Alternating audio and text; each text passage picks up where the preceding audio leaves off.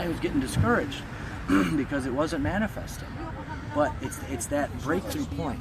You've heard of that breakthrough point where you basically you are you're ready to hit that breakthrough, but it feels like you're hitting a wall.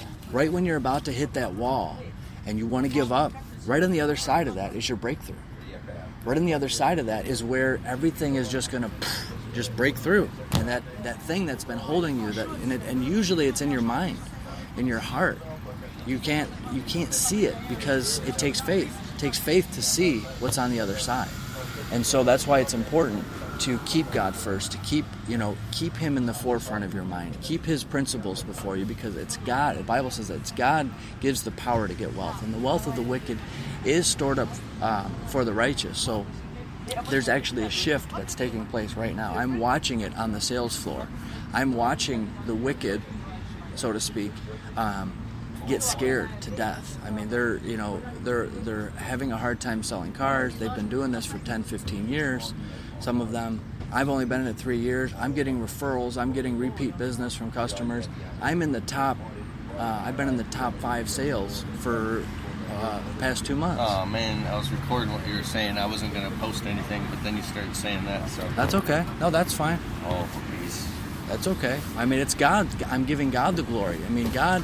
I'm not ashamed of the gospel. I'm not ashamed that God is transferring wealth right before my eyes. There's an article on Charisma that talks about businesses being blessed and created and watching God transform this right before your eyes. So the point is when you tap into the kingdom, when you tap into His principles. There's 7 principles of finance. It talks about that. A lot of people teach sowing and reaping, self-serving. They teach if you give, that same measure that you give, that's so you will also reap, because they want you to give into their ministry, or tithing, because they want you to give to the local church. And there's truth to that. But there's 7 financial truths that are biblical. And if we only know 2 out of the 7, it's like any other thing. If you only know 1 truth or 2, how are you going to build the foundation? If you're trying to build a house and you know how to build, and you know how to do drywall, and you know how to do the electricity, but you don't know how to pour a foundation, what good is all that? You need somebody to teach you how to build the foundation. And so the first one is recognizing and renouncing the spirit of mammon. Heart allegiance goes to God alone. The second one is establish sparrow faith, which basically God is my source. It says in the Word that even the sparrows, even the birds of the air, they don't worry. God takes care of them. Why wouldn't God take care of you? He takes care of them.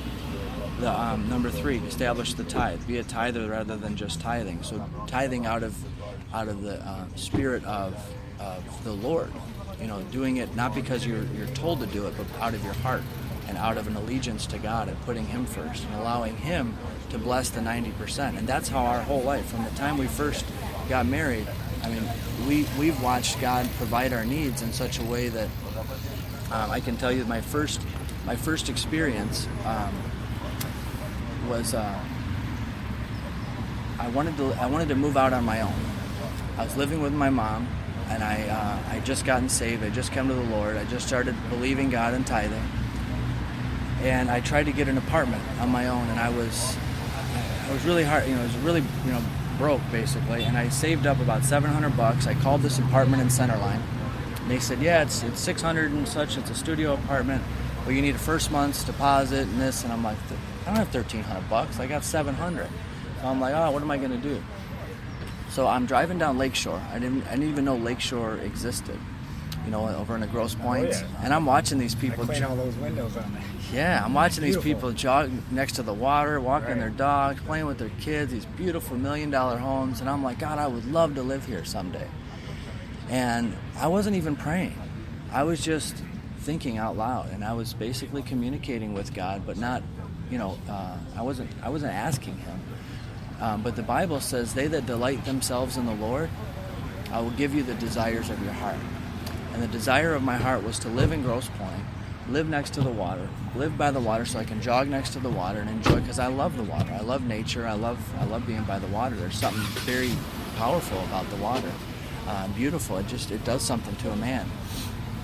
And so about 2 weeks later, I come home from work, or my mom comes home from work, and my mom had been giving me a lot of grief about moving out, and I grew up as the only man of the home. Unfortunately, my dad wasn't there.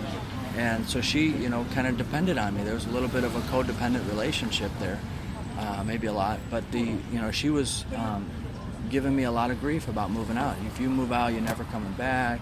Just manipulation and guilt trips. And I said, so she comes home. She hands me this newspaper, these classified ads, and she says, "Hey, why don't you check it out? See if there's anything in there." And I'm looking at her like, "Who are you? Why are you helping me?" You know what I mean? Like, what? But okay, so I open it up, and the first advertisement I see in the classified ads, it says, Grosse Pointe Park, all utilities included, own entry, fully furnished, $300 a month. And I go there, it's hardwood floors, I got a balcony, I got my own, everything, bed, dresser, it's $300 a month. And I was at 1011 Yorkshire. I was 4 houses off of Lakeshore Drive. I was about 0.9 miles away from the lake. So at 20 or 21 years old, or maybe 19, maybe 20 years old, I'm living in Grosse Pointe Park, $300 a month. And then I was focused on doing what the Lord wanted to do, and I was thinking that there was going to be a day where the Lord would send me to another country to do something, like go to Africa or whatever. So I was I was not excited about signing a 2-year lease contract or a 1-year lease contract. I wanted to be free. And so when I get there, she explains everything, and she goes, "Oh, and by the way, if you ever decide that you want to, move out, just give me a 2-week notice." Who does that? Nobody. Yeah. Who does that? I had no lease contract. I mean, it was they that delight themselves in the Lord, He will give you the desires of your heart if you're walking His path. And then to kind of top that off, I've got to actually leave in like 4 minutes. I got to get my family to church, but so everything I needed, pots and pans, bed sheets, a whole bed set, pillowcases, all the stuff that I needed. People started giving it to me. The people from my church, my future mother-in-law, my family, my friends, they started blessing me with everything I needed. The only thing I didn't have, stuff that I didn't even think of, like a hot plate, silverware, every little intricate thing that you could possibly need as a young bachelor moving into your first bachelor pad. I had no idea what I needed, but they gave me everything I needed. And then I realized, right about 2 weeks before I was about to move in, I needed towels. I didn't have any towels, and I'm like, and I'm a young, I'm pretty much, really tight, penny to penny, or squeezing every penny that I could. But I heard somebody at church mention something about God shows them sales and deals. So I'm going to visit my future wife, and there's a Kmart right next door to her house. So I stopped there. I'm like, maybe God will give me a favor and show me a sale or a deal on towels. So I go in. As soon as I walk in, there's this end cap, and they have these towels on sale, blue, my favorite color, really nice looking,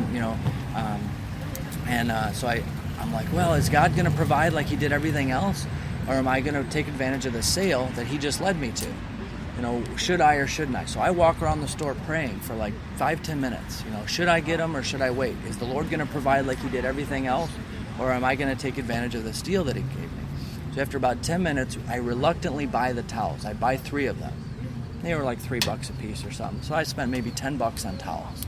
I buy them. I still didn't have I had this uneasy, feeling about it. I'm like, man, I should have just waited. The Lord would have provided like He did everything else.